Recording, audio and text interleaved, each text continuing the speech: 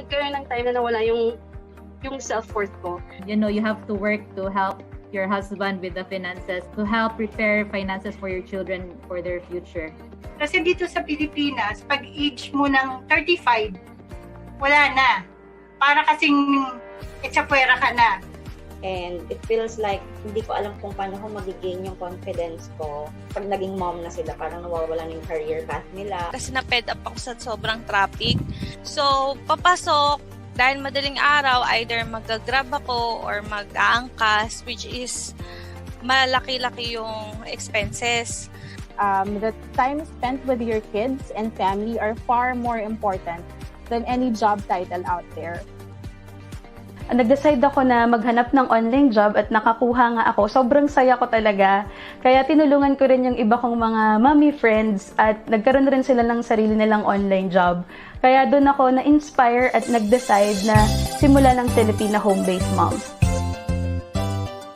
FH Moms Community was created for mothers, for single women, for women professionals and entrepreneurs, for women overseas Filipino workers, for differently abled women, and even for young at heart women. FH Moms is a women community. Nung nagsimula yung FH Moms, hindi ko in-expect na ganito ka magiging malaki. Ngayon, meron na kaming more than 250,000 members nationwide. Dati, ang tingin ng mga tao sa amin, community lang. No? Ngayon, social enterprise na kami with different projects na tumutulong sa mga kababaihan. We have free webinars about freelancing, entrepreneurship, parenting, and personal growth. We offer online short courses as well as mastery courses with trainers' 1-year support. We also run a scholarship program and an internship program. We also facilitate charity activities where we are joined by community members as volunteers. Job matching program is something they can also look forward to, as well as e-commerce program. And to celebrate motherhood, we also have online bootcamp for kids. We also have the computer rent-to-own program for members who need assistance in acquiring a computer set. Aspire to be a strong-willed, independent woman. Mas gusto kong maging productive at saka naniniwala ako sa continuous learning. Inspire other women. Everyone was uplifting each other. Everyone was trying to help each other. In this world, you have to be more kind. You have to be more helpful because everyone is fighting their own battles, and you have to understand, you have to empathize. And that is what FH Moms is doing with all the moms out there. Even if you're not a mom, you would feel welcome. Empower each woman to be in their fullest potential. And most importantly, Mommy MK and the team model humility and generosity. Talagang ito yung very evident, which impacted me the most. So it gave me the desire to share freely to others what I learned freely from the FH Moms community. And I've always loved the community, the motive of the community, that is to change the world one mom at a time. Good job, FH Moms. Aspire, inspire, empower. Nothing is stronger than a community of women lifting each other up. To be among women who have genuinely tried to help people. This is something that I feel passionately about, and then this is something that I saw in FH Moms. God is good. Kasi parang naturo sa akin to FH Moms na pinakita sa akin na kahit nasa bahay ka, kahit nag-aalaga ka ng anak mo, it won't stop na dun ka lang. Yun lang yung pwede mong gawin. Without this community, I'm not here in this situation. So, FH Moms po yung nag-guide and nag-mold sa akin to be the best working at home mom I could ever be. Ang pinakamalaking impact sa FH Moms sa akin is their quote, which is moving forward, giving back. That's the very essence of FH Moms eh. That's what I like about this group kasi we encourage and inspire each other to keep dreaming, to chase our dreams. It's actually a big impact kasi if you are losing hope and wala ka ng gana and all, but because of this page, mapapasana all ka.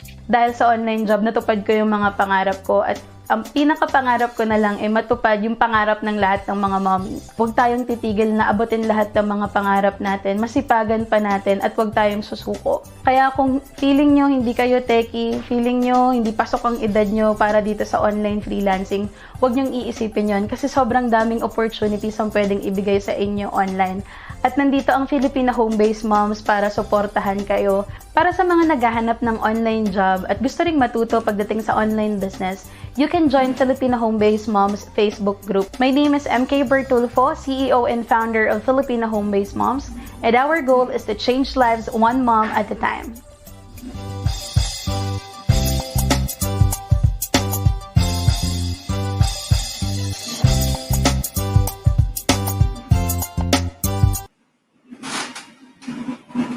Hello, mga mommies! Good evening po sa inyong lahat! Kumusta po kayo?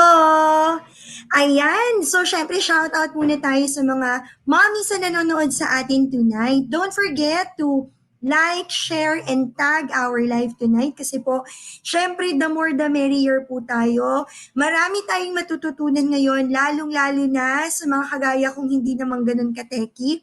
Pero we need some of the ideas, lalo na pagdating sa PC hacks and troubleshooting tips dahil hindi naman palagi na andiyan ang ating mister, ang ating partner, para tulungan tayo sa ating mga problema pagdating sa PC. Nako, talaga namang ngayon, this is our very first of the many webinars na kasama natin ang ating partner brand. Kasi po, monthly, magkakaroon na po tayo ng webinar all about our tech, di ba? Tech Day, ika nga. Ayan. So, ready na ba kayo? Shout out muna tayo, mga momshies. Ayan, I wanna see. Shout out tayo una. Si Mami. Hello kay Mami Daiseril Dairen watching from Tanza, Cavite. So again, don't forget to share this live ha.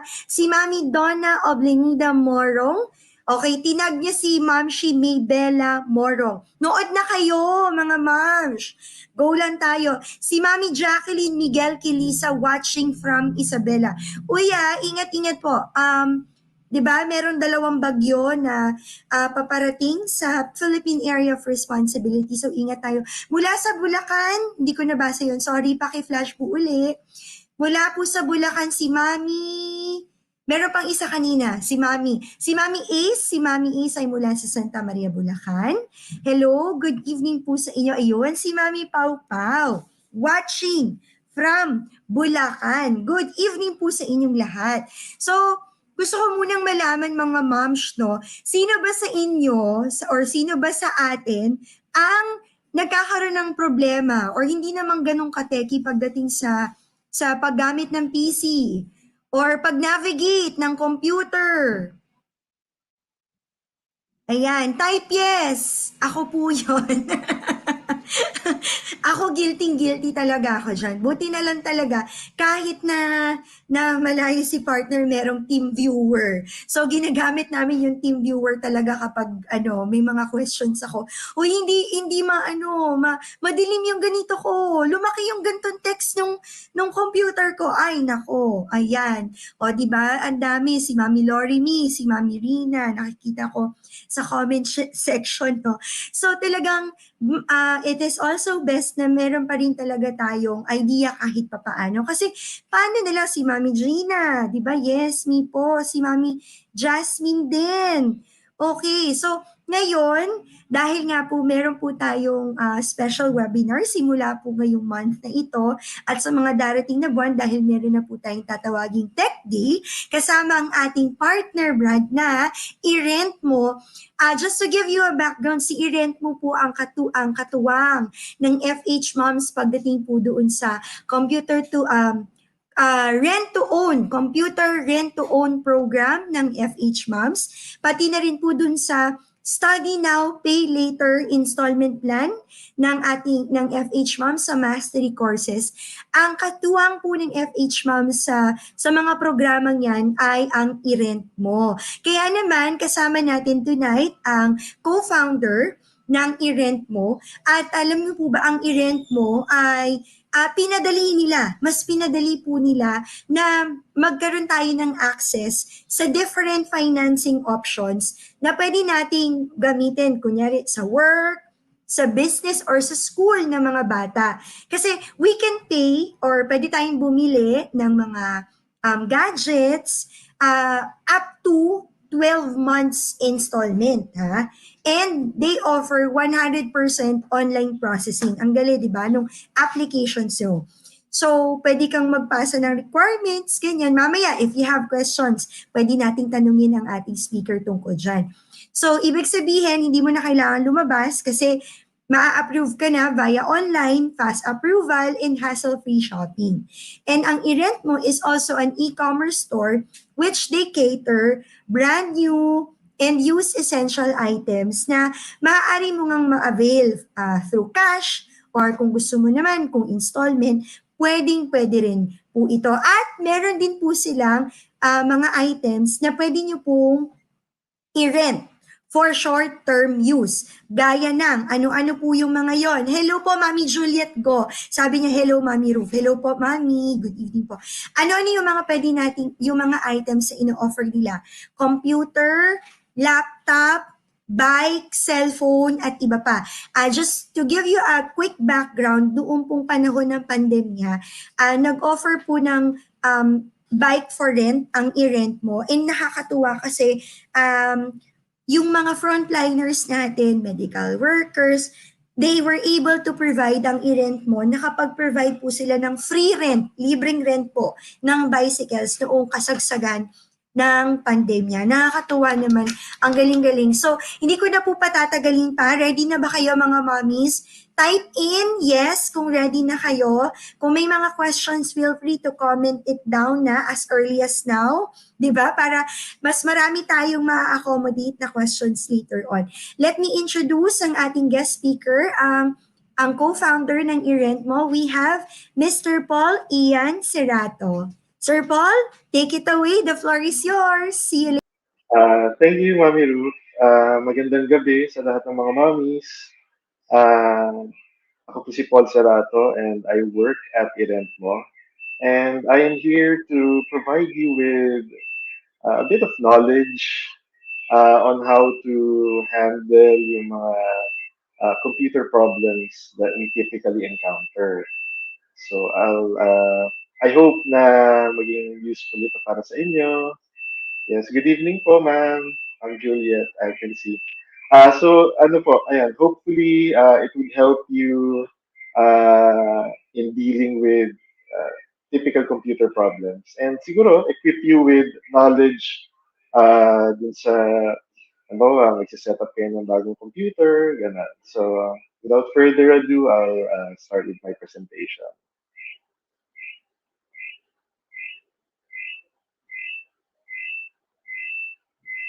Ayan. So, our goal today, as I've said kanina, is to provide yung parang first aid lang or first response whenever you encounter problems with your PC. Pero before Sir that, Paul, we have to sorry. I think meron tayong parang feedback lang sa ano, dun sa gadget niyo yata. Sorry Oo, kasi meron Sige pong po. feedback tayo. Ayan. Thank you. Ayan. So, ganun talaga. So, Okay na po, ma'am. yan. Okay na ba? Okay. Wala nang feedback? Type it yes, no? Okay. So, meron pa ba nag-e-echo? Parang sa akin wala na. Wala nang nag-e-echo. May May echo pa nag-e-echo? rin po ba? Okay, wala na daw. So, Sir Paul, Okay. take it. See you later po. Okay, thank you. Sorry about that kasi I'm using three screens right now. So, let me know kung meron pa rin feedback. Ayan. So, throughout this presentation, we're going to discuss the following. So, basic computer knowledge. So, to give you a better understanding of what comes later on. Kasi, syempre, we don't want to go deep kaagad. So, yung basics muna. So, also, we're going to discuss basic work from home essentials for stay-at-home moms para ma-equip kayo with the knowledge you need to help determine what works best for your situation. So we also have PC hacks and troubleshooting tips. Yung main course natin ngayon, uh, lalo na dun sa mga mommies na hindi masyadong techy. These are simple guidelines lang on how to respond to common computer problems. And lastly, how can you speed up your current PC while on a budget? So tips lang on economical ways to optimize your PC's performance. Okay, so let's begin by talking about common computer knowledge. So knowing how your Sir computer Paul, functions. sorry. Meron pa ring uli daw na Okay. feedback. Po. Exit ko na lang ma'am yung sa ano ko, yung sa phone. Yes, Okay sige na po po sir. ma'am. Thank you. Ayan. Sorry about that. Ayan, naririnig pa ba ako sa feedback? Ayun, para may feedback pa rin. Okay, well, let me exit. Ayan. So mga mommies, ako get ready ha, yung mga questions niyo. Alam niyo, Ayan. Sir Paul has been working with computers for 20 years na po. So, ngayon, Ayan. siyempre, aanihin natin, doon muna tayo sa basic night. Baka kasi sumakit So, yung ulo ko din, sasakit, baka sumakit yung ulo ko, no, Sir Paul? Hahandahan lang so tayo ma'am, doon sa PC hacks. Ayan. opo. Ready pa ba? Meron pa bang feedback? Okay Ayan, na parang po. okay na. Thank you. Okay. So, sorry about that again. So, ngayon, alam niyo na yung age ko kasi 20 plus years sa computers pa lang, di ba? So, ayun. So, yung unahin natin is yung key components of a computer. So, yun yung commonly heard parts ng computer. Usually, ito yung tinatanong natin when it comes to inquiring about a new PC pag bibili tayo. So, ano-ano ba yun? There's the processor or the CPU, yung Intel Core i5, Ryzen 5, yan yung CPU. We have the RAM or random access memory. We'll know more about that later. Yung storage natin, HDD or SSD. And we also have yung PSU or power supply unit, not to be mistaken with AVR. Ha? So these four components are key in making your computer work. Without them, you don't have a functioning computer. So number one, the key component is the CPU, or more commonly known as the processor. Ang main function ng CPU is to retrieve and execute instructions. So siya yung utak ng computer natin. It is also the most important part of your PC. Essentially, it tells what your other PC components what to do and how to do it. So yan, siya yung nagko-command. Siya yung nagbibigay ng instructions sa lahat ng parts ng computer. And then, just a quick tip for when you're buying a new PC. So, unless your company specifically requires a specific brand of processor, huwag niyo i-limit yung sarili niyo sa Intel Core i5. We also have another brand called AMD, which produce yung Ryzen series ng mga CPUs. So, basically, AMDs are much cheaper and they perform better. So, weird, di ba? But basically, if you're looking for a more economical CPU, the Ryzen is the way to go. Unless yun nga, required talaga na i5, di ba? So, just a bit of a tip regarding when you're shopping for a new computer. Consider the other brands. Dalawa lang kasi, Intel and AMD. So the second key component is yung RAM or random access memory. So para siyang think of it as parang index card notes ng computer natin. So you use it or the computer uses it to remember current talking points when you're presenting. So in case of your PC, it temporarily holds relevant data or information so that the computer CPU could quickly access it during use. So parang pinapadali niya yung buhay ng CPU. So if your work involves multiple instances of an application running simultaneously, useful yung RAM. So basically, it lets your computer multitask better. So magiging mas efficient yung computer mo if you have bigger RAM. So dati, nung panahon ko, nung bata pa ako, ano lang, 2 gig RAM, 4 gig RAM, enough na. Ngayon, 8 gig RAM, minsan kinakapos pa. So if you're doing, let's say, uh, photo editing and at the same time you're doing Excel files, it's better if you have bigger RAM, like 16 gigabytes of RAM at least. So mura lang ang RAM, ah. It's you could actually buy a stick of RAM for 1,800. So later on we'll discuss how this is valuable to you. The third key component is the storage. So it's either an HDD or SSD. It's the same. It stores data, which includes applications, files, documents, images, and even games. Diyan siya sinisave. So magkaiba yung storage sa memory. Kanina yung RAM, yun yung memory. Storage, dito lang parang sinisave. So it's important kasi without it, you don't have anywhere to place your files into, di ba? And then, yan. So ano ba ang difference ng HDD and SSD? So as mentioned, yun nga, ang pareho na sila na nagsistore ng data. Pero yung HDD, it's an older technology. So if you look at the picture, meron siyang platter, and then meron siyang parang uh, arm. It's called a moving actuator arm. So siya yung nagbabasa ng data dun sa disk. Whereas yung SSD, mga nodes lang siya, mga chips. So it's much faster. It's not physically moving kasi. So your data is instantly accessible para sa CPU mo. So SSD, basta yun lang, keep in mind, kasi yun nga, without being techy, keep in mind na the SSD is much faster than HDD. Although, ang ginagawa ng karamihan, bumibili sila ng pareho, dual disk drive. So, dual drive. So, meron silang HDD for storage lang, and the SSD where they install yung mga programs nila para mas mabilis na execute. Ganun. Kasi mas mura yung HDD eh. So, you could buy a 2 terabyte HDD and then a smaller SSD. And then the last key component is the PSU or power supply unit.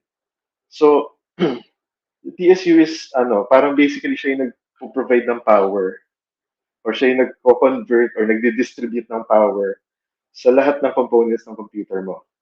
So, depende sa system na bubuin mo, iba-iba yung mabibili mo na wattage. Typically, yung mga standard systems, you only need 200 watts to 300 watts of power. Medyo sobra pa nga yan eh. Pero if you have a GPU and if you have a powerful CPU, you'd need a bigger wattage. And you have to make sure that if you're utilizing a lot of power, you have to get a rated PSU. I think you've heard of it na, rated, true rated PSU. 80 plus or 80 plus bronze, silver, gold, iba-iba yan eh. So, parang ano na siya, hierarchy. 80 plus, white, yun yung pinakamababa na rated. So, yung rated na pinakamababa, mas maganda pa rin siya kaysa dun sa unrated na PSU. So, 80 plus white, bronze, silver, gold, platinum, and titanium. So, the more expensive the yung kumbaga mas siya, mas maganda yung power draw niya or yung distribution niya ng power. Pero typically 80 plus bronze okay na yan. And then ito siguro although hindi siya key component kasi magpa-function na yung computer mo without these. Pero you need them to be able to talk to your computer. So these are yung input and output devices. So first, your monitor, of course. This lets you view what your computer is displaying or computing for you, di ba? You also have the keyboard and the mouse. Ito naman yung mga input devices. So this lets you tell what your computer to do, di ba? So iba-iba yung presyo niyan. Depende dun sa quality mo. Pagka wireless na mouse or keyboard, mas mahal. Pero wired is okay kasi mas maganda yung latency or wala siyang delay. So last, GPU or graphics processing unit. So if your work involves graphics, design, video editing, 3D rendering, CAD applications, you would need a GPU. So the GPU basically assists yung CPU in manipulating these graphics, di ba? So may RAM din yan eh, may parang built-in RAM. So it's not very important to know yung, kumbaga, uh, complications in terms of sa GPU. Pero just know that if you're doing graphics work and similar applications, you need a GPU. Kasi pagka CPU mo lang, mahirapan talaga siya. Medyo mahal din pala yung GPU. So, bear that in mind. So, iba-iba yung price niya pero medyo mas mahal siya compared sa other components. So, let's talk about yung mga basic work from home essentials for freelancers or for moms working at home. So, unang-una, syempre, yung good internet connection. So, usually, you need at least 25 Mbps and uh, fiber para mas, kumbaga, mas consistent yung connection. And I usually recommend na meron kayong backup na LTE connection. Kasi alam na natin medyo hindi reliable yung mga internet providers natin. So an LTE backup could be your phone, simply your phone. So if your phone could create, what do you call this, Wi-Fi hotspot, you're good to go. That could serve as your backup LTE. Tapos ito, kasi usually when you buy a computer, especially desktop, we immediately think na, oh, okay, we could use it na when we get home, di ba? But then, magugulat na lang tayo, walang internet. So, you have to buy an external or a USB Wi-Fi adapter for Wi-Fi to get picked up by your PC. Usually kasi yung may mga Wi-Fi capabilities, yung mga laptops. Pero yung mga regular computers, wala talaga siyang Wi-Fi connectivity out of the box. So yeah, so it's important then to keep that in mind. And then a good headset. So usually, based on experience, a good headset is yung isa lang yung earphones. So you could hear yourself talking. So it's very important, especially if you have clients that you talk to on a regular basis. So para hindi muffled yung voice mo while you're talking. So yeah, a lot of these headphones come from Plantronics. So may mga mura rin silang mga models. And of course, a comfortable table and chair setup. So, yun nga, mas maganda yung parang comfortable ka so you could work better, di ba? And then, yeah, of course, if you're a tea person or a coffee person, it helps you relax, especially during stressful work days, di ba? Oh yeah, let's go now to computer hacks and troubleshooting tips. Hopefully, you were able to parang prepare yourself through yung pinagdaanan natin regarding sa basic computer knowledge to help you understand yung next set of slides. So first, let's talk about computer care.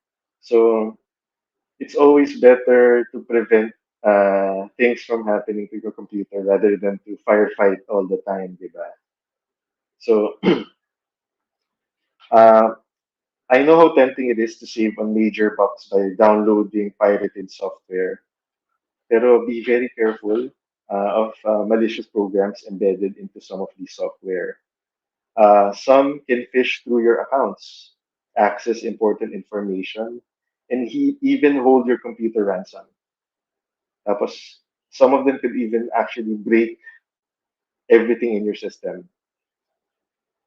Kasi meron silang mga programs na kaya niyang i-overheat yung system mo by running multiple instances of an application. So before, akala natin, it's just a virus. You could just clean it with an antivirus software. They have become more sophisticated nowadays. They could hold your data at ransom and, like I've said, overheat your system into breaking it. So if you would really want to save money on software, there are numerous legitimate sellers, even on Shopee. They could provide you with legitimate MS Office installations, as well as other programs. Parang i-include lang kayo sa group access. You only have to pay once and minsan hindi siya masyado expensive.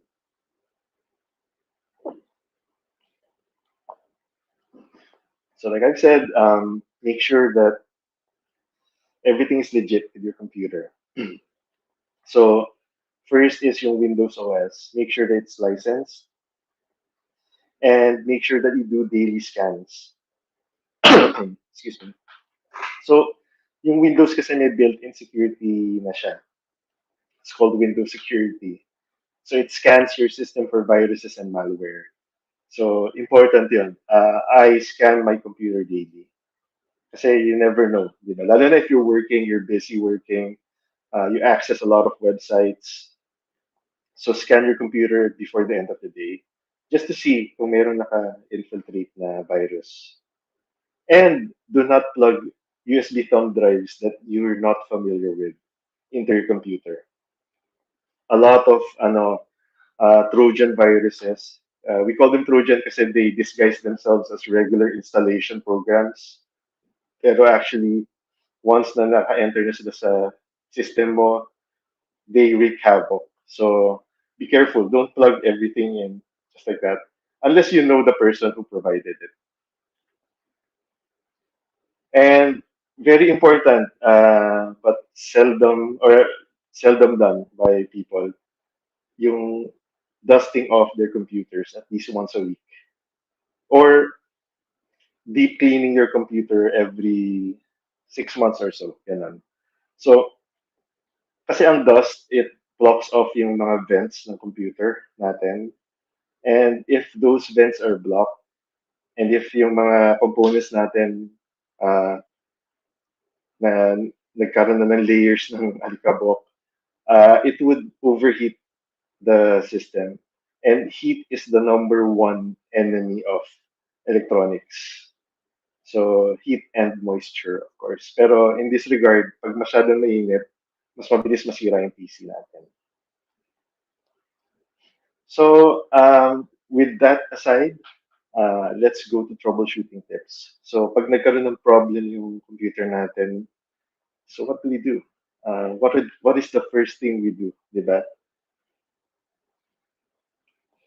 Ito yung parang quick initial steps for any computer problem. So, una-una, check natin yung cable. Regardless of the problem, check niyo yung cable, nakasaksak ba siya? Baka nagsaspark na yung cable natin, di ba? And then, check niyo rin yung power button sa likod kung naka-off or naka-on ba.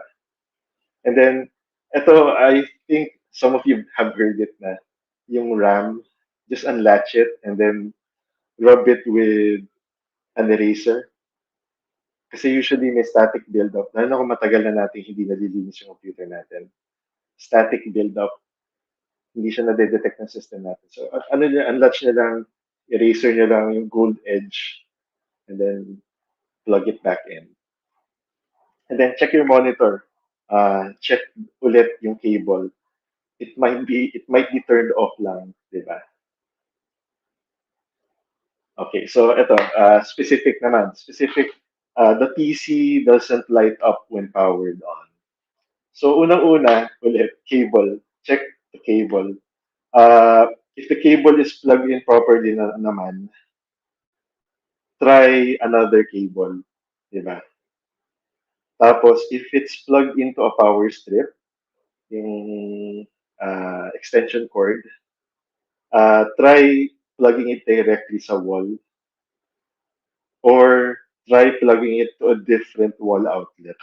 Minsan kasi, lalo na yung mga lumang bahay, hindi consistent yung power or yung electricity na nagfo-flow sa mga outlets. So, try niyo lang if ever ayaw mag-on. Try niyo isaksak sa ibang saksakan. And try niyo palitan ng cable. Minsan yun yung nasisira eh. Nauna, yung cable, yung power cable. Ito naman, nagla-light up yung PC. So pag inon niyo yung PC, umiilaw siya, pero walang display yung monitor. So, ang check naman natin dito, hindi yung power button. Check natin yung display cable. It's either an HDMI, VGA, DisplayPort, DVI, whatever your display cable is. Check nyo lang. It might be unplugged or it might be loose. Check it from both ends. Sa PC and dun sa monitor. Check nyo kung naka-plug siya ng maayos. And ensure that the monitor is turned on. One thing is pwede nyo ring on and off yung monitor and see if this display pops up. You can also check yung kung anong display. Kasi may mga monitors tayo na iba-iba yung saksahan niya. May HDMI siya, DisplayPort. Try to switch yung different displays niya and see if it's able to detect your PC. Also, if you have a GPU, you have to plug yung cable dun sa GPU. Kasi if you look at your PC, meron siyang sariling display outlets. And then meron siyang, pag nilagyan niya ng GPU, may sarili ng display outlets din yung GPU. So you have to plug it sa GPU. But if you don't have a GPU, just plug it on the computer. Okay, keyboard and mouse are not responding. So, ganun ulit, unplug the unresponsive device and wait for a few minutes and plug it back in. And then minsan, you have to wait for it to install then before it works. So patience is key. And then isa pa is try to use a different USB port.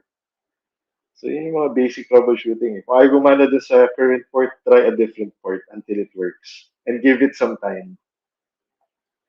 And isa pa is, katulad kanina, dusting off is important. So check mo yung port kung may alikabok. Kasi yung mga contacts ng ano natin, ng mga cables, pag nablock yan, hindi siya magsasend ng data. So use a vacuum cleaner or a blower. So if you're using a wireless mouse or keyboard, simply reset it. Try to reset it. On, off lang. Off mo siya ng matagal and then on.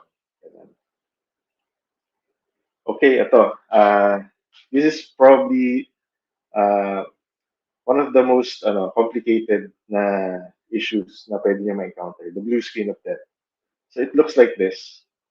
So your PC ran into a problem and needs to restart. Pero it's not always death to your computer.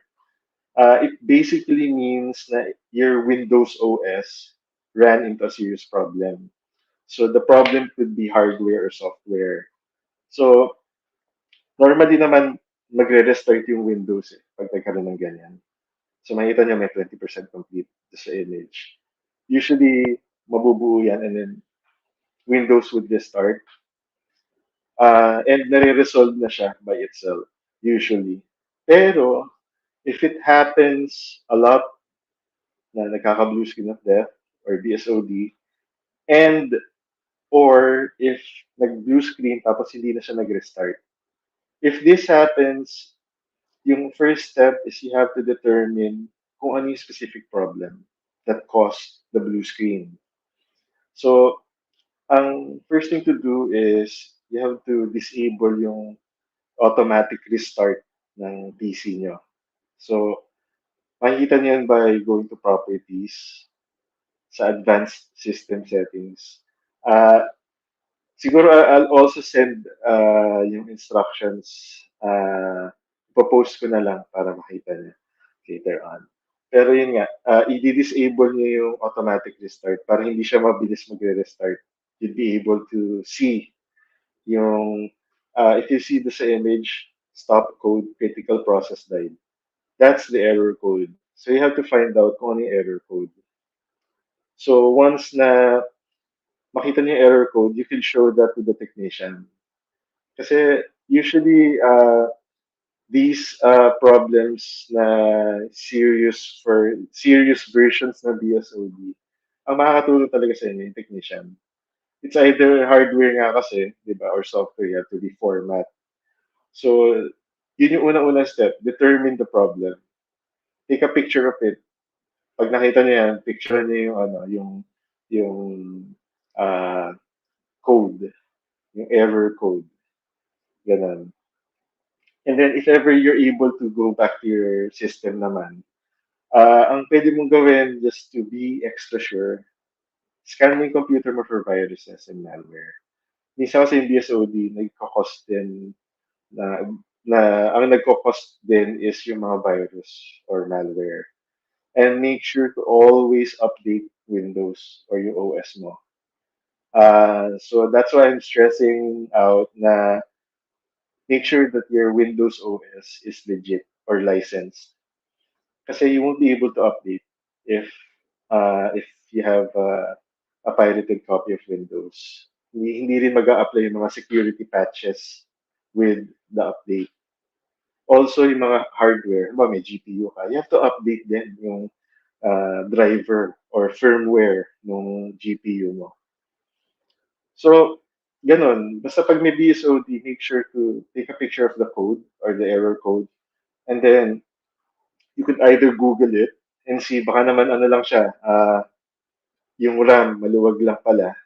So, try mo, i-reset mo na lang yung RAM. Or, yun nga, isend mo na lang sa technician. Don't give yourself the headache of trying to figure out what to do. Ang importante, at least meron kang first aid na ginawa, hindi natatagal yung process dun sa technician, di ba? So ito, viruses and malware. I've been very, kumbaga, firm dun sa be very careful about viruses and malware. Sobrang headache. Ang masama pa dyan, you won't really know immediately na meron kang virus or malware sa computer mo. These are one of the worst things that could happen to you and to your computer. They could make your files disappear.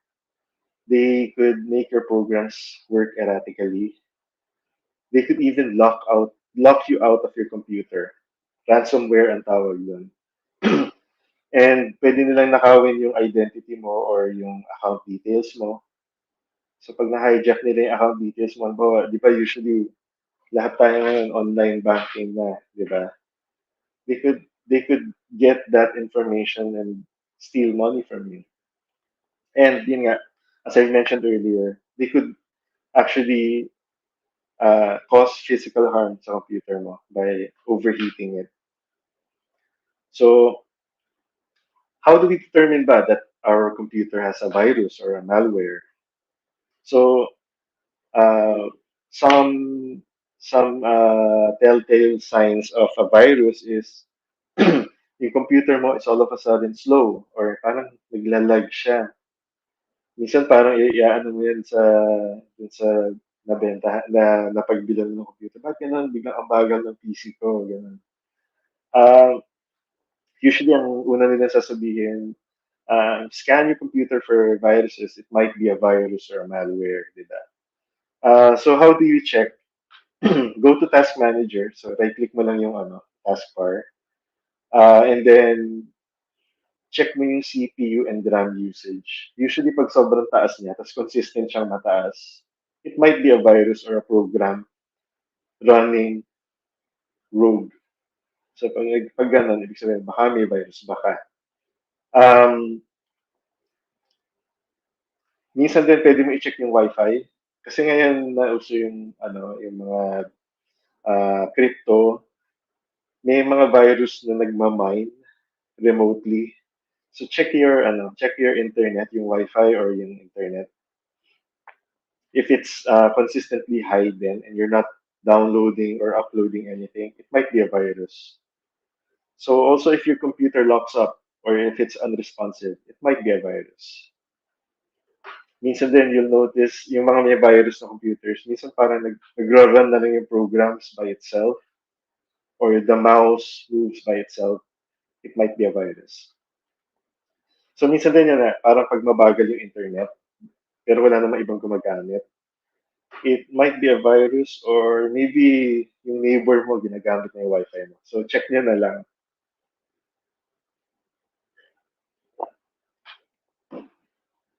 So how do you prevent viruses or what do you do if your computer gets infected?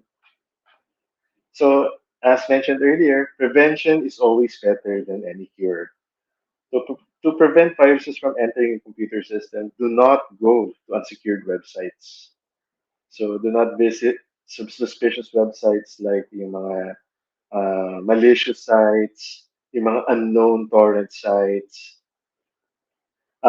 Google nyo na lang kung gusto nyo talagang pumunta sa mga torrent sites. Google nyo yung mga safe torrent sites. So also don't click on unsolicited links. Usually sa Messenger, biglang may magsasend sa yung kaibigan na parang link and parang out of the blue. As much as possible, don't click on these links. Even sa email, di ba? Mga Nigerian prince na ano, ganun. Don't click on links from suspicious individuals. Also, do not download suspicious files. So if you're going to download files from known torrents, make sure to read comments first. Minsan may comments na ngayon, say, or if you see something like, I got infected by downloading this file, stay away. So install legitimate copies of programs, like of course Windows, MS Office. So make sure that they're licensed. And always keep your system updated. Updates include security patches and measures to combat viruses and malware. And yun nga, regular scan your computer for viruses. So what do you do if your computer gets infected and you're not very computer savvy? So your best bet is of course to bring it to a technician. But you can minimize yung damage by doing the following. So first response is disconnect from the internet.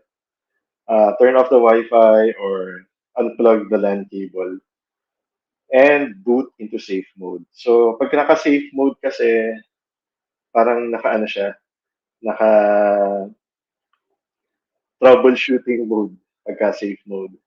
So how do you boot into safe mode? So hold nyo lang yung shift key while clicking restart. And then when your PC restarts, pipiliin nyo lang yung troubleshoot. May lalabas na option dun sa screen. Click nyo yung troubleshoot and then advanced options. Tapos startup settings and then restart. Then after your PC restarts, pipiliin mo yung number 4. Actually, makikita mo yan, safe mode. Piliin nyo lang siya. And habang nasa safe mode, yun nga, yung Windows system mo, makaka-load siya. Hindi kasi mag-activate yung virus kasi walang ibang programs na mag-activate during safe mode. From here, pwede ka nang mag-Google using your phone. What may be causing the problem. Usually kasi pag mga virus, may mga ano yan, meron silang mga signature. May parang recurrent theme na, halimbawa, bigla na lang nagpa-pop up yung certain program na ito. Halimbawa, Chromium. Parang yung browser mo, imbis na Google Chrome, Chromium na siya. So it's actually a virus. So there are specific programs for certain viruses. So a simple Google search would yield results to help you parang download and fix yung problems. Pero usually, napakahirap niya. Let me tell you, pag may virus ka, kahit akala mo na fix mo na, biglang meron pa, pag skinan mo ulit. So it's always best na at least na-determine mo lang and you're able to disconnect quickly sa computer. And then yun nga, dalhin mo na lang sa technician or someone very knowledgeable to help you fix yung issue. Yung iba dyan, sabihin, reformat na lang. So it's really the quickest way to eliminate viruses. Pero if you have important files, what can you do, di ba? You have to seek professional advice. Ayan. So, ayan.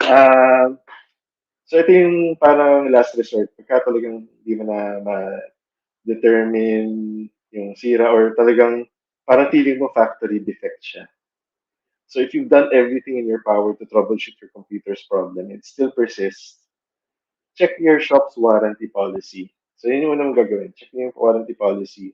I-review mo yung warranty details. So if your problem is software or if your problem was due to neglect, yun nga lang, unfortunately, usually, yung mga shops, hindi nila i-honor yung warranty. Kasi yung software kasi you have to take care of your system software. Yung nga, you have to be careful of viruses. Hindi kasi yan covered ng warranty. And if parang nabagsak mo, di ba, or nadaganan mo yung laptop mo, usually malalaman yun ng shop. So hindi nila i-honor yung warranty. Pero if it is covered, pag sa tingin mo covered, di ba, hindi ka naman neglectful dun sa computer mo, and hindi naman software yung problem, uh, just call or message the shop to inform them of the problem. Minsan kasi baka nang madali lang yung solution or hindi mo na naisip yung solution, usually yung technician nila makakapag-provide ng solution. So, call them up first or chat with them and then let them know the problem. Pero kung hindi talaga ma-resolve yung problem over the phone or chat, ipa-warranty check nyo na. So, just send the PC to your shop or to the supplier para ma-check nila for warranty. So you have to keep in mind though that for system builds, yung built na computers, yung hindi siya parang isang brand lang, Dell or Acer na system, usually yung mga pre-built systems, pagka yung binuo from different manufacturer parts, minsan iba-iba yung warranty for each part. So typically, most parts come with a 1-year warranty. Pero there are exceptions. So you have to keep that in mind. So minsan, ito, yung monitor. So I'm telling you this kasi you have to check, bale. Siguro, before mag-expire yung warranty, monitor mo na yung components na mga ito before they give out na di ba, malaman mo too late na hindi na pala under warranty. So usually monitors, yung mga cheaper brands ng monitors, minsan 6-month lang yung warranty nila. Pero yung mga known brands like Dell, Lenovo, Gigabyte, 1 year yung warranty. So dun nagmamatter yung known brands. Kasi yung mga cheaper brands, they offer lesser warranty.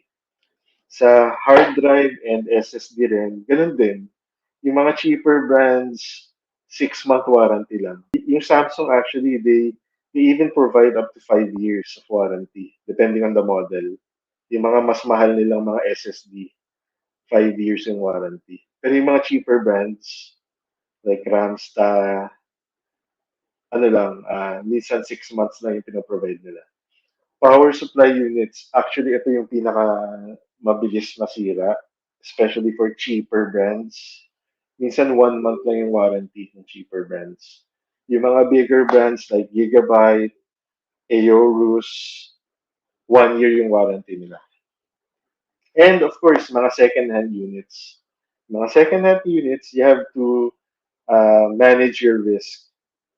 Although they are cheaper, minsan sa kanila 1 month warranty lang, 7 days replacement, 1 month.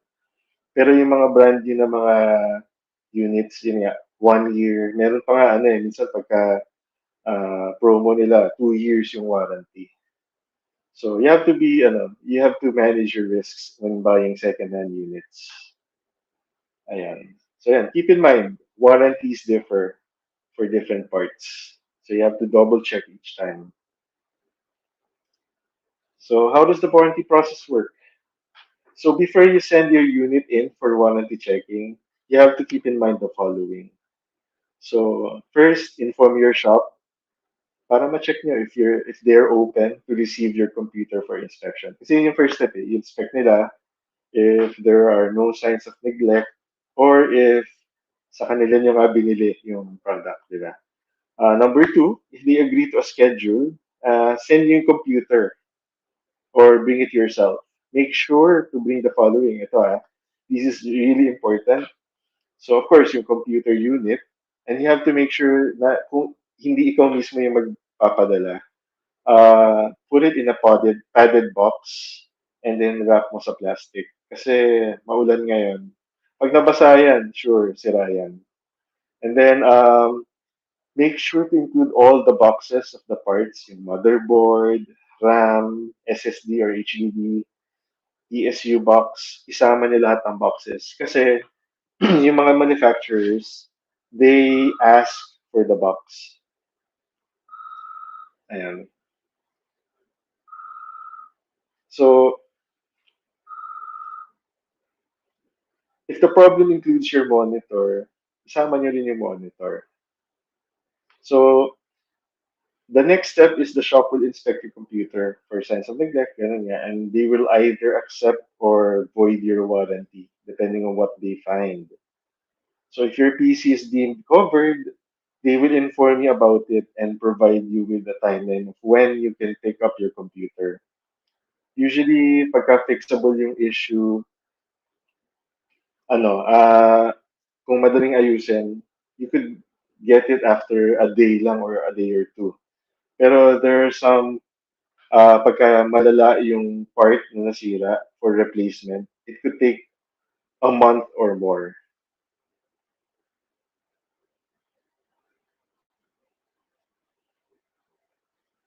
Okay. So, when you're experiencing slow internet speeds, so what do you do? What do you usually do? Siyempre, usually tatawagan natin PLDT and then complain, di ba?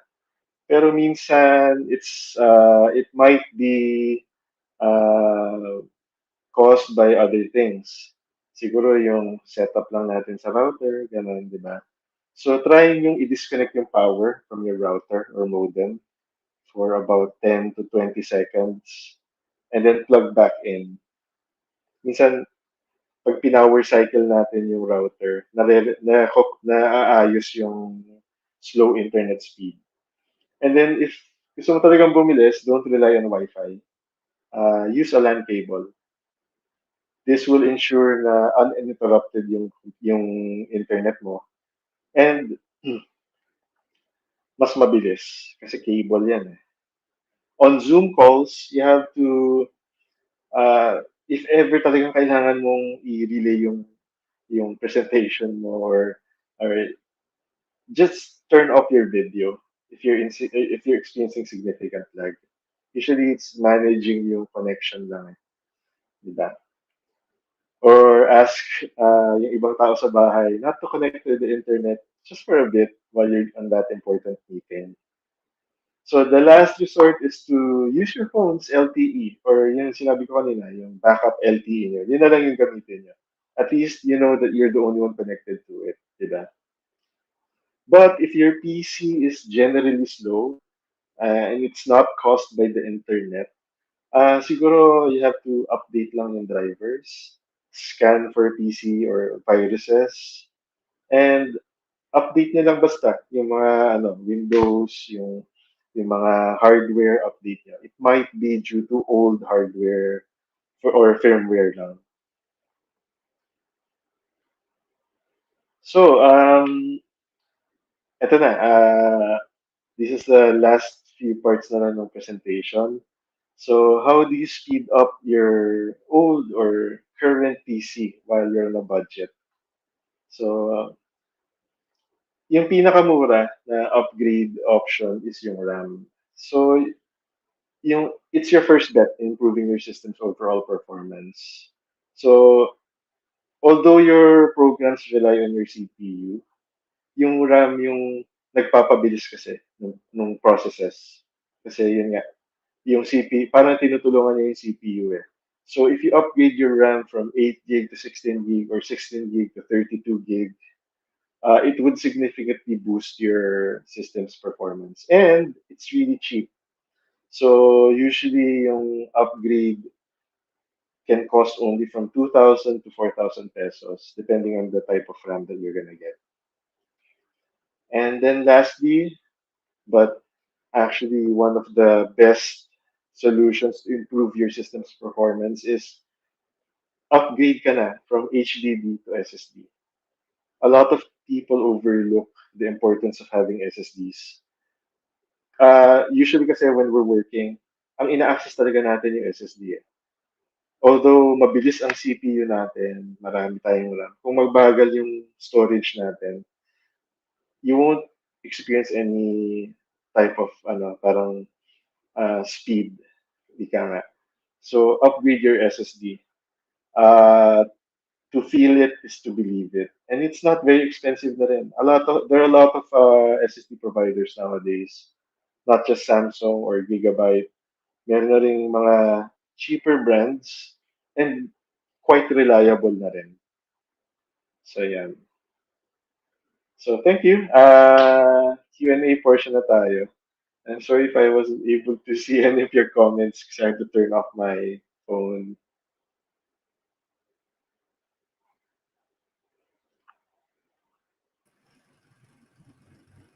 Ayan, thank you, Sir Paul. So, we'll proceed na po to the Q&A. So, nakikita ko yung ibang questions. Actually, Sir Paul, ito personal question. Lagi ka meron akong, kunyari, naka-StreamYard.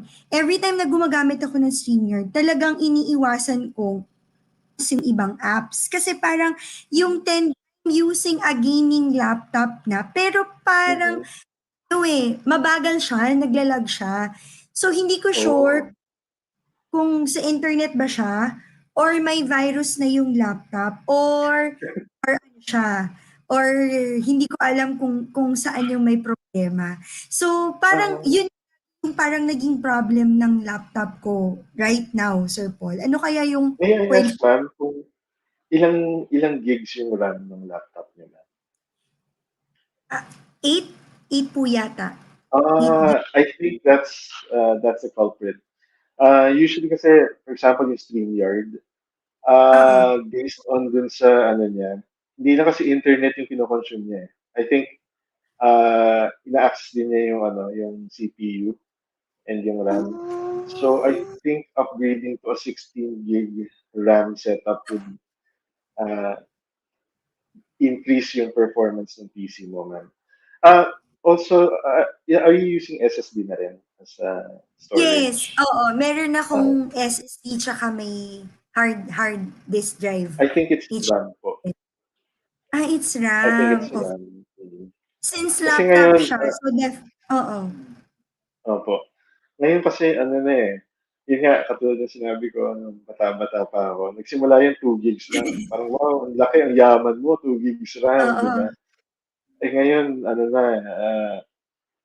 ang normal na ngayon talaga, 8 gig.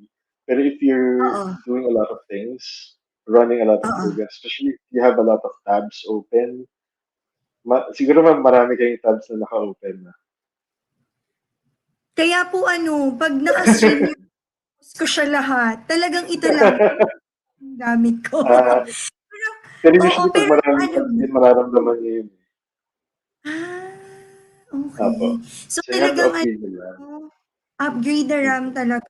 Okay. Since lang, so buy a new one na lang. Buti na lang.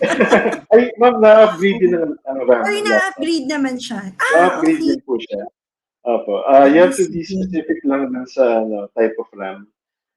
If you bring it to a computer shop, they would know immediately kung anong type of RAM that you would need. So, yung ganitong product, sir, kinikater din i-rent mo, if ever? Yung sa laptops po, na upgrading ng RAM. Na upgrading ng RAM. Opo. Kasi usually, pagka yung upgrading ng mga RAM, ng laptop, it's much more technical. So, you really need yung specific modules dun para sa laptop. Okay. Opo. Kasi nagpo-provide kami mga desktop na RAM. Meron po. Pero mas madali kasi magpalit eh. Sa laptop kasi, there are certain laptops na you have to use different tools to pry it open. Hindi ka tulad sa desktop. Sa desktop, unscrew mo lang yung likod and then Oo nga, no. Yes, totoo yan. Kaya pala Opo. Sir Paul, no, yung sabi mo kanina, yung check yung task manager, I agree kasi Mm. pag ko siya, tapos StreamYard, na-use up talaga yung CPU. So, Okay. oo. So, feeling ko talaga, Opo. so, hindi talaga internet. Okay. Kasi, Opo. kahit, Pagka nag-ano kayo ng RAM, yung CPU niya bababa ng konti. Kasi it's able to help the CPU manage everything. Ganun po. okay. Sige, sir. Thank you po. Now, let's go to Ganun the lang po. first question. Ayan. Mula kay Mami Ace Pampolina Lunasco. Kung napasok na po ng hacker ang computer ko and hindi ko alam, true po ba na iilaw o magbiblink ng red yung webcam ko? Means may nagmamasid sa'yo. Uy, parang nakikita ko lang to sa Ah, sa Oo. movies, no? Sa Pero it movies, could oo. happen. It could happen po, ma'am. Usually, if it's not being used, it's not supposed to be on, di ba? So, kung umiilaw siya ng red, ibig sabihin, it's either, dalawa lang siya. It's either your webcam is malfunctioning or meron na ngang remotely nag-access dun sa webcam niya. Uh, Before, what I usually do is nilalagyan ko ng tape yung Yes. webcam ko. Kasi it doesn't mean naman na na-hack na talaga yung system nyo. Minsan, may program na siguro kayo naiwan na nagra-run and then it's uh, accessing your camera. Pero it doesn't necessarily mean na na-hack na yung computer niya. Pero you could always scan your PC and you could check yung task manager and review nyo yung mga programs na nagra-run and see if there are any suspicious programs running. Minsan makikita nyo yun parang siya lang yung sobrang taas ng kinoconsume na CPU or RAM. Pero parang hindi naman siya yung typical yung nakikita sa task manager. So yan, pwede nyo pong tignan yung Mommy Ace kung meron kayong suspicious programs running via task manager. Okay, Pero thank you. disconnect nyo na lang po siguro yung webcam ng while Correct. opo. Or dikitan nung Lagyan tape. ng Ako tape. Opo. dinidikitan ko rin ng tape. Opo. Ayan. Okay. Pinakamabisa. Tsaka tape. Pinakamabisa. Totoo. Opo. Sabi po ni Mami Dyren, ano po kaya dapat kong i-upgrade or gawin sa desktop ko po? Every time I use Adobe softwares, especially AI ba to, o yung other apps po sa PC ko like camera, hindi nag-work. Paano po kaya yun? Okay. Ang Adobe Illustrator or AI, like Photoshop, uh, hindi sa ng ibang tao, akala nila GPU kasi yung kailangan. Actually, ang number one na ginagamit nila CPU. Uh, pero, if you don't have a GPU, if you don't have a GPU, it's better if you buy a GPU and install it. Kasi it helps your CPU, kumbaga, manage yung programs na yan. Siguro nangyayari parang nada-divert lang lahat ng uh, power ng CPU dun sa Adobe software na ginagamit. So, it might be good if you could invest in a GPU. Yes. Pero Okay. minsan hindi ko rin alam bakit po hindi nag-work. Kasi yun yung medyo weird. Ano po ba, hindi siya nagra-run? Ayaw niya mag-run? Kasi it depends eh. If ayaw niya mag-run, baka may mas malalim na problem. Or kung mabagal lang siya, baka kailangan na ng GPU. Baka sira na rin pwede ba yun sir? Baka sira na rin yung webcam if ever. Kaya, I think what she means is nag-go off siguro yung webcam or yung pero kung nag-on naman siya after, halimbawa hindi naman niya ginagamit yung AI, yung Adobe Illustrator, it might mean talaga na hindi lang kaya ng computer yung lahat. Pero weird eh, kasi usually pagka hindi kaya, nagsha-shutdown na or nagsuslow down to a crawl. So, it might be that or it might be something deeper. Kasi when it comes to computers, you really can, uh, kumbaga, you really won't know unless alam mo lahat or nakita mo yung actual. Mm. Yes, totoo. Opo. Kailangan mapa-check din. Ayan. Okay, Opo, thank you. napacheck na lang para sure. Next question mula kay Mami is, ayan. Kapag ang isang software po ba ay hindi naka-file extension na .exe, automatic virus yun? Or there are other file extension for application software, not just .exe? Yung .exe kasi, yun yung ang tawag doon parang executable file. Pero Mm. minsan, yung .exe, nasa loob siya ng isa pang file. And usually, minsan din, yung mga virus na .exe, kasi usually pagka .exe, executable file nga siya, and viruses can be executed as well. So, uh, it doesn't mean na hindi siya .exe virus na siya. May mga ibang mga, not necessarily applications, pero mga registry files, or image files, di ba? Mm. Iba rin naman yung extension niya, pero it doesn't mean na virus siya.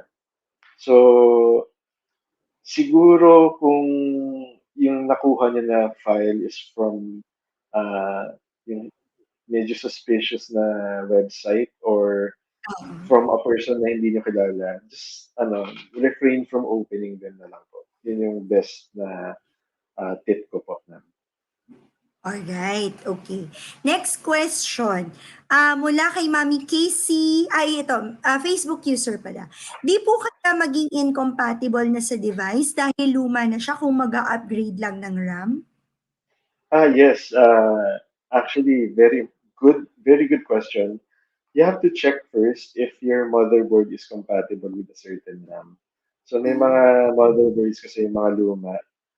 Pwede nyo pa rin naman i-upgrade yung RAM nyo. But you have to look for RAM compatible with your computer's motherboard. So, pwede nyo silipin actually yung motherboard nyo. Usually may mga nakasulat yan. Kung anong model niya. And then Google nyo na lang kung anong type of RAM yung ina-accept nyo. Uy, may ganun pala, no? Hindi lang Opo. basta-basta. May compatibility. Okay, compatibility. Okay. Mula Opo. kay Mami Casey Remulta. Conflict po ba na ginagamit ko yung LED TV as second monitor? Kasi napansin ko, parang biglang mamamatay yung display ng ilang seconds, then nag-open ulit. Hindi ko sure kung GPU or alin ang naging problema.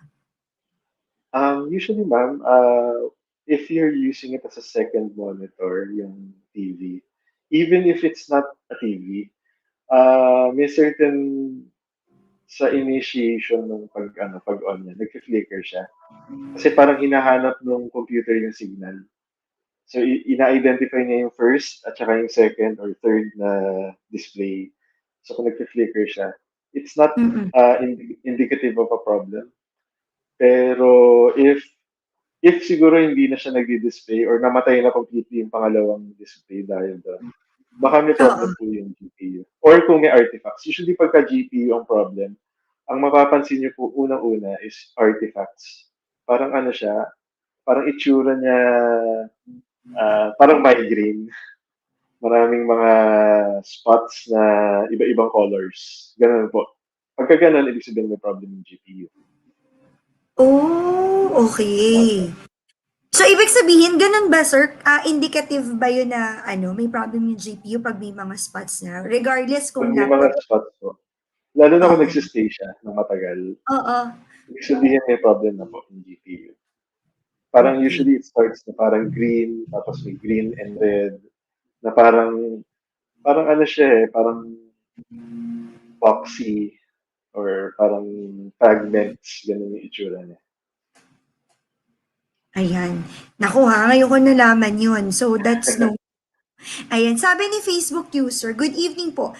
Ano yung pwedeng gawin if di na ma-recall yung password sa BitBlocker? Ano ba yung BitBlocker, sir, if we make you po muna? I'm not very familiar with BitLocker, pero I'm thinking it's a password management application, Oo. if I'm not mistaken. Usually for these services, you have to provide them with a secondary email. Mm. Contact nyo lang po yung tech support nila. And then, usually they would ask for either a specific key para they could provide you with a password reset, or they would send yung password reset dun sa secondary email niya.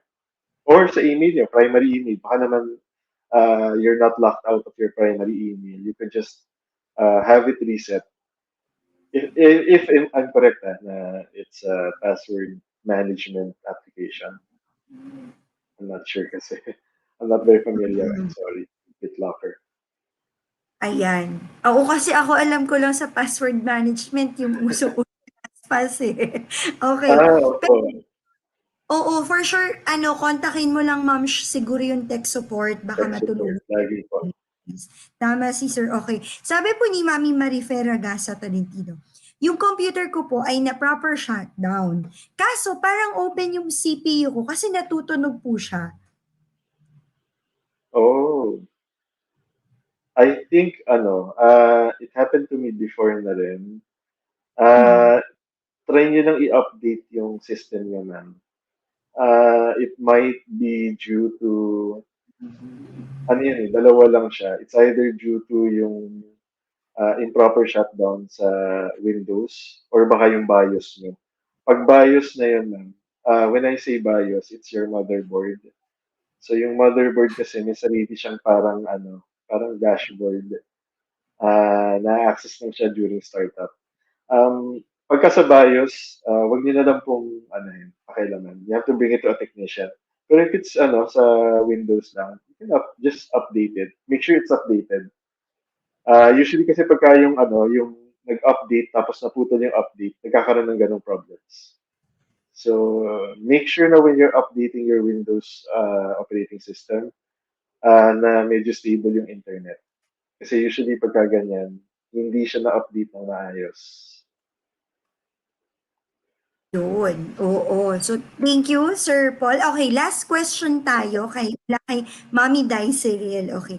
For laptops po, ano po talaga yung recommended hours for usage kapag kunyari, mga graphics po ang madalas na ginagawang task po? Actually, ma'am, wala naman pong limit. As long as you ensure that your laptop or your desktop is well ventilated. For laptops, it's better if naka-prop up siya. Nakaangat yung underside kasi ng regular laptops, nandun yung vents. Or minsan yung vents nandun sa likod ng keyboard or nasa gitna, yung nasa hinge. So make sure that it's propped up para nagsisirculate yung hangin. Wala naman pong masama sa number of hours mong ginagamit as long as it's properly ventilated. And siguro maganda rin yung halimbawa, medyo malamig yung panahon. So, yeah. And mararamdaman niyo yun, ma'am. Sorry. Yes, ma'am. Opo, tama ba ako, sir? Yung may cooling pad, pwede rin siya? Effective po ba? Actually, pag yung cooling pad, na-block niya yung vents, it's gonna be bad, actually. Mas maganda po siguro kung yung cooling pad, ilalagay niyo dun sa parts ng laptop na walang vents. Pero pag sa vents, dapat open po siya. Okay. Block yung vents po. Opo. Tapos ma'am, actually your computer will warn you naman if it's overheating na. It would shut down by itself. Pero huwag natin papaabutin sa ganyan. There are software that could actually monitor your computer's temperature. So pag sumobra na siya sa 80 degrees or 90 degrees Celsius, ibig sabihin you have to either turn off some programs or ipahinga muna natin yung PC natin. So you could check po yung mga temperature monitoring. Usually sa MSI, meron po silang free na software that you could use to monitor your computer's temperature. Uy, nice. Okay. Thank you, Sir Paul. Thank you Okay. po. Bago po kayo mag-final message sa mga mommies natin, please promote your social media accounts ng i-rent mo At Yes, saka, thank you po. ano po yung ano nyo, final message sa mga mami, lalo na doon sa mga nahihirapan pagdating sa pagto-troubleshoot. Ayan, don't worry, mamis, kung meron kayong gustong isuggest na topic natin for the next webinar, feel free po to comment it down kasi inaano po natin yan. Nire-report natin kina Sir Paul para maihanda yung Opo. susunod na topic for our webinar. Okay. Sir Paul? Thank you, Mommy. Buddy, you could check out our website. It's irentmo.com. You could also check out our Instagram and TikTok. Pareho po, Irentmo without any space. So may mga videos din kami doon about our products. And siguro next time mag-include rin kami ng mga tips to help mommies deal with tech-related issues. So siguro ang advice ko lang po sa mga mommies is uh, there's no such thing as hindi techie. It's a matter of kasi ako I started out just parang wala rin talaga akong alam sa mga computers. Pero meron akong konting interest. So siguro yung sa experience ko lang yung nagkaroon ng computer virus, yung dati kong PC and I had to parang troubleshoot it myself. Yung experience lang of going through it. As long as uh, marunong ka mag-Google actually. Google is really uh, wag lang magpapanik. And use your phone to Google. Kasi minsan pagka nagka-problem yung PC natin, hindi na natin magamit, di ba? Use your phone to Google and then worst case scenario, dali na lang sa technician. Kasi they would really know what to do. And dapat trusted technician kasi baka Oh, nakawin din yung yes. info na. Yes. Make sure that it's a Agree. trusted technician. Opo. And not just anyone. Ganun po. Mahirap, Sir Paul, magtiwala, no? Lalo na kung kunyari, Opo. baka sabihin lang na, oh, kailangan mag-upgrade, kailangan ng ganito. So, trusted technician. Ayan. Opo. And things po, so pa po kayong gina-advise sa Sorry. kanila? Yun po, advice po. Siguro, it's good na to ask questions. Don't be afraid to ask questions. Kasi, alam ko minsan parang baka, yung mga husbands nyo or partners nyo naiirita. At least nasabi nyo, di ba? And kasi yung wife ko rin, si Awi, hindi rin siya masyadong, I wouldn't call it hindi siya techie. It's more on wala lang siyang patience to deal with computer problems, ganun. Siguro kasi busy siya with a lot of things. And ayun, so just tell them. Kasi I'm pretty sure that two heads are better than one in thinking of a solution to any type of problem. And then yun nga, last resort Google. Yes, and talaga, okay lang. Well, hindi masamang magtanong, Mams, kahit na-irita na yung partner. Hindi masamang magtanong. Agree. And last one sabi po ni Mami Casey Remolta, thank you so much po. Very helpful at ang dami kong natutunan. Yay! We're glad. We're so happy po happy na marami. Yes, ang dami nating natutunan tonight and we look forward, Sir Paul, no? Next month, makakasama po muli namin kayo para pag-usapan ang ibang tech issues na tayo, no? Or ibang questions ninyo or topics about sa computer, sa laptop. So pag-uusapan natin yan sa susunod na buwan naman uli, mga momshies. Muli, maraming salamat, Sir Paul, and see you again. We look forward po to next one. Bye-bye. Yes, opo. Excited na po kami. Ayan. Thank you. Maraming salamat, Sir Paul Ian Serato, ang partner po natin sa FH Moms, no? Pagdating sa Study Now, Pay Later, installment plans, tsaka po dun sa computer rent-to-own programs. Yan po ay kapartner ng FH Moms, ang i-rent mo. So sa mga mommies natin, if you have questions or concerns, you may also follow their social media pages. Flash po uli natin. And i-comment din namin ito sa comment section. Very good.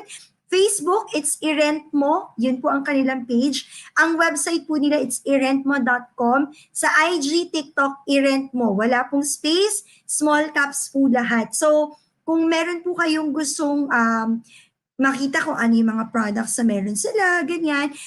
Kindly check their website, their social media pages para updated po kayo. Kasi may mga promos din sila ha, nakakatuwa.